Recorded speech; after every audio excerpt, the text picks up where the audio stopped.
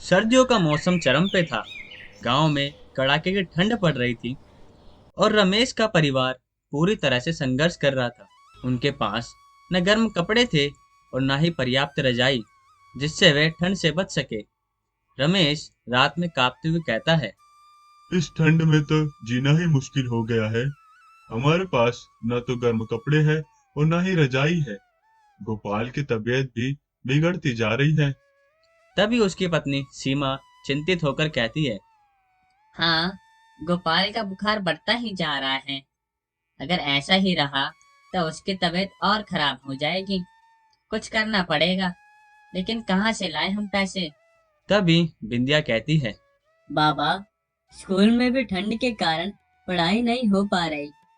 मेरे दोस्त तो सब गर्म कपड़े पहनते हैं, पर मेरे पास तो सिर्फ एक शॉल है। उससे भी ठंड नहीं रुकती। रमेश आंखों में आंसू लेते हुए कहता है। मुझे माफ करना बेटा। मैं मेहनत करता हूँ, फिर भी हमारे पास जरूरत की चीजें जुटाने में भी पैसे नहीं होते। तो मैं ठंड के कपड़े कहाँ से लाऊं? रमेश काम की तलाश में बाहर जाता है, लेकिन ठंड इतनी है कि काम मिलना भी मुश्किल हो गया है। उसका दोस्त श्यामलाल उन्हें अपनी दुकान पर देखकर उनकी हालत समझता है। श्यामलाल चिंता में कहता है। रमेश भाई, इस ठंड में कैसे घूम रहे हो? तुम्हारा चेहरा बहुत ही मुरझाया हुआ लग रहा है। सब ठीक तो है? रमेश कहता है। क्या बताऊं श्यामलाल भाई, इस ठंड ने तो जीना ही मुश्किल कर दिया है। बच्चों के पास ना कपड़े हैं और ना ही कोई गर्म रजाई। ऊपर से गोपाल की तबीयत भी खराब है। क्या करूं मैं अब? समझ नहीं आ रहा। श्यामलाल सहानुभूति देते हुए कहता है। भाई, परेशान मत हो। देख, इस समय में गांव वालों से मदद लेना बुरा भी नहीं है। सब लोग तुम्हारे संघर्ष को जानते हैं और जरूर मदद करेंगे। रमेश झिझकते हुए कहता है। हाँ, पर पर मैं कैसे मान सकता हूँ? कभी सोचा भी नहीं था कि इस हालत में आ जाऊंगा मैं। श्यामलाल गांव में जाकर रमेश की स्थिति के बारे में लोगों को बताता है। सभी गांव वाले मिलकर रमेश के लिए कुछ गर्म कपड़े और रजाई जुटाने का निर्णय लेते हैं। पहला गांव वाला कहता है। इस ठंड में रमेश और उसका परिवार इतना तकलीफ में है और हम कुछ नहीं कर सकते। चलो, हम सब मिलकर कुछ इंतजाम करते हैं। रमेश की मदद भी हो जाएगी। दूसरा गांव वाला कहता है। हाँ भाई, हमारे पास जितने भी पुराने कपड़े और रजाई हैं, सब जमा करके रमेश के घर भेज देते हैं। उसके काम आ जाएंगे और उसकी मदद हो जाएगी। श्यामलाल।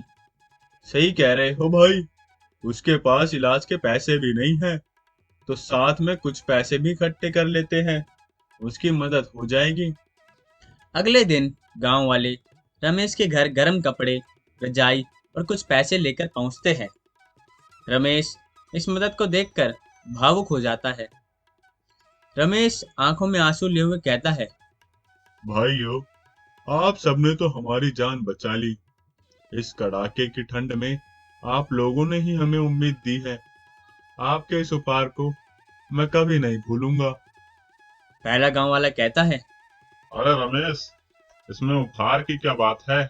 हम सब एक ही तो परिवार है। जब तक हम साथ हैं, किसी को भी तकलीफ नहीं होगी। तुम चिंता मत करो। श्यामलाल हंसते हुए कहता है। हा हा हा। हाँ, और अब गोपाल का इलाज भी हो जाएगा। तुम चिंता मत करो रमेश। अब सारा गांव तुम्हारे साथ है। तभी रमेश की पत्नी कहती है। सच में, भगवान आप सबको खुश रखे। आपकी इस मदद के बिना हमारे लिए सर्दी काटना मुश्किल था। आप सब लोगों का बहुत बहुत शुक्रिया।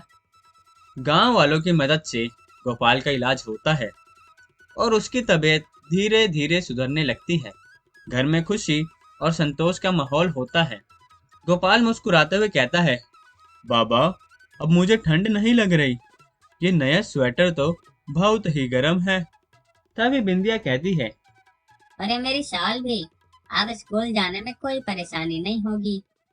रमेश घर से कहता है। देखो बच्चों, मेहनत और ईमानदारी का फल हमेशा मिलता है। हमारे पास संपत्ति नहीं है, लेकिन गांव वालों का प्यार और सहयोग हमें हमेशा मिलेगा। सीमा प्रसन्न होकर कहती है, सचमुच अपने गांव का अपनापन और सहयोग ही हमारे लिए असली दौलत है। तो इस कहानी से हमें यह सीखने को मिलता है, मुश्किल समय में सामूहिक सहयोग और एकता का महत्व कितना बड़ा होता है। चाहे मौसम की ठंड हो या जीवन की, यदि समाज एकजुट होकर साथ खड़ा होता है तो हर कठिनाई आसान बन जाती है। यह कहानी हमारे लिए एक प्रेरणा है कि हमें भी जरूरतमंदों की मदद के लिए हमेशा तैयार रहना चाहिए। तो कमेंट में जरूर बताना कि इस ठंड में आप किस किस की मदद करेंगे। और अगर आपको ये कहानी पसंद आई तो हमारे चैनल को सब्सक्राइब करें और लाइक शेयर करके चैनल को सपोर्ट करें।